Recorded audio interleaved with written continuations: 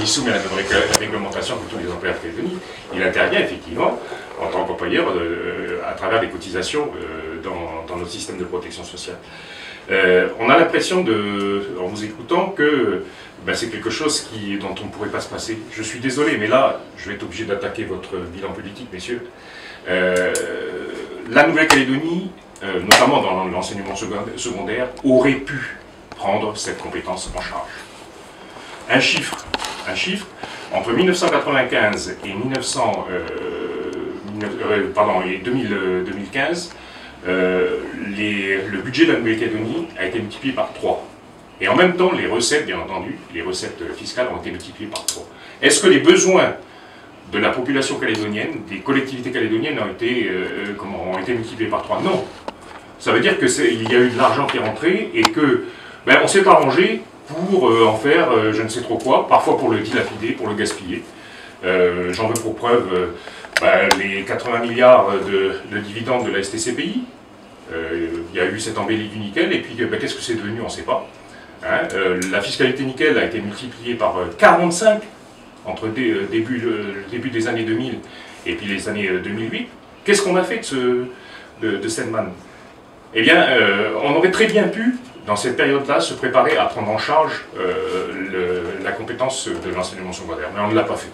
Pourquoi? Parce qu'il y a un jeu de la part des loyalistes qui est d'entretenir une situation où il ne faut surtout pas que la Nouvelle-Calédonie s'autosuffise, parce qu'il faut toujours laisser passer l'idée qu'on ne peut pas faire sans la France. Dernier point, j'entendais certains d'entre vous dire on ne peut pas se passer de la contribution de la France. Vous imaginez si on coupe de 15% des budgets des collectivités? Mais qui a dit ça? Qui a parlé de couper ça comme ça du jour au lendemain? Là, je vous renvoie à un texte auquel vous faisiez référence, M. Gigès. C'est le communiqué du Premier ministre. Le Premier ministre, il a été clair, il a dit la France ne se retirera pas brutalement. Et il y aura une période de transition. Et on fera comme les précédents transferts, c'est-à-dire que tout le monde se réunira autour de la table. Il y aura des commissions techniques qui seront mises en place. M. Dunoyer y a participé en l'occurrence pour un certain nombre de transferts de compétences. Donc tout ça va se faire dans le temps. On aura le temps, je dirais, de transférer les choses et de transférer les dernières compétences. Et surtout de ne pas faire n'importe quoi pour pas qu'effectivement il y ait une dégradation à court terme. Mais toujours est-il que je tiens à insister sur le fait que en une quinzaine d'années, le pays a démontré qu'il en avait sous le pied sur le plan économique, qu'on a pu dégager des moyens, mais que ces moyens-là, en fin de compte, on ne les a pas mis au service du transfert de compétences. En réalité, on aurait très bien pu diviser au moins par 2, je dirais, la contribution actuelle de l'État, si on en avait eu la volonté politique. Mais on connaît l'histoire. Je dirais, vos partis respectifs ont tout fait pour que les transferts ne se fassent pas forcément dans les meilleures conditions, ou en tout cas même ne se fassent pas du tout. Avant de faire un break, on va laisser la parole à Madame Machoro pour réagir par rapport à cette situation. Alors, je vais quand même... Jean-Raymond a dit et développé ce que nous pensons effectivement par rapport au financement de notre indépendance. C'est pas que ça, hein. Il y a encore plein de choses. Tout à l'heure, je disais qu'il y avait des potentialités qui sont encore là à développer. Et ça, on peut le faire. On aurait pu le faire déjà avant si, effectivement, on nous avait un peu plus écoutés. Je voudrais parler, par exemple, tout à l'heure, j'ai parlé du principe, hein, des partenariats qu'on a mis en place avec des multinationales étrangères, pour les usines du Nord notamment. Nous avons également mis en place des usines offshore en Corée et en Chine, 2 usines offshore. Ça, c'est à mettre au crédit des indépendantistes. Hein. Et pourtant, nous avons dit, vous êtes complètement malade. Et je rappelle quand même qu'aujourd'hui, l'usine de Corée représente le plus gros investissement français en Corée. C'est qui l'a fait? C'est nous, la Nouvelle-Calédonie. C'est la Calédonie. Je ne dis pas les indépendants, mais je dis c'est la Calédonie, parce qu'effectivement, ça c'est à mettre au crédit de la Nouvelle-Calédonie, avec notre patrimoine minier. Et puis, tout à l'heure, on parlait aussi de gaspillage. Il faut aussi rationaliser nos dépenses. faut arrêter de gaspiller. Je reprends simplement, c'est pas vous, monsieur Dunoyer, qui était responsable à ce moment-là, peut-être pas, mais des Jeux du Pacifique.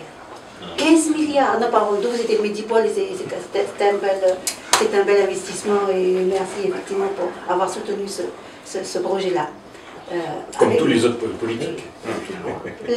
Comme tous les autres politiques, mais comme c'est vous qui avez été effectivement au pilote de l'histoire, avec des problèmes qu'on a connus aussi.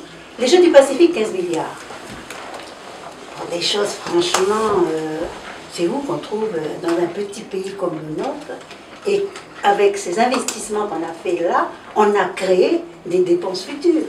Il faut les entretenir. C'est, comment ça s'appelle, ces terrains de baseball dont on n'utilise pas. Il y en a 2, paraît-il, pour un club.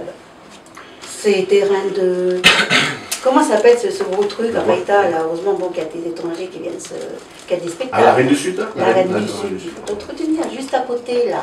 Bon, là, on va l'utiliser, effectivement, parce qu'on va utiliser les bureaux de vote décentralisés. C'est déjà pas mal, j'espère que l'État va payer une location, hein, pour utiliser le centre Anoui qui est juste à côté. Mais tout ça, c'est des entretiens à venir, c'est du fonctionnement. Et voilà comment la Nouvelle-Calédonie, j'appelle ça peut-être un petit peu la politique de la terre brûlée. Comment on se crée des dépenses à venir et on ne prépare pas. Il n'y a pas de plan pluriannuel de fonctionnement dans ce pays, contrairement à ce qui se passe par exemple au Nord.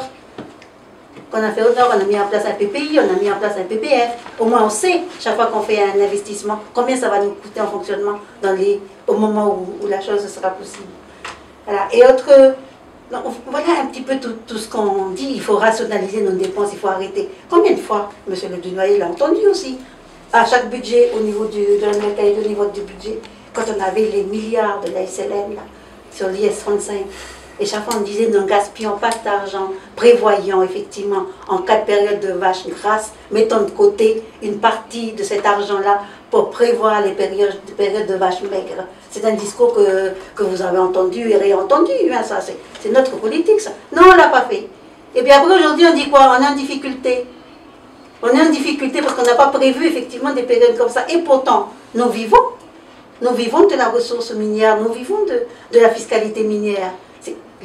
L'essentiel du budget du Congrès est bâti là-dessus. La fiscalité, la preuve, il n'y a plus là, parce qu'il n'y a plus l'IS-35, elle n'est plus au niveau qu'elle a été. Hein? Mais sinon, ça aussi, il ne faut pas dire qu'il n'y a pas. Ça existe aussi, ça. Il y a l'IRPP, effectivement, il y a les taxes à l'entrée, indirectes, directes. Mais il y avait aussi cette chose-là. Et chaque fois, on disait, ne mangeons pas toute ce potentiel-là. Mettons un peu d'argent de côté. On a même parlé de créer des fonds pour les générations futures. Comment ça se fait qu'on n'a pas jamais réussi à le faire?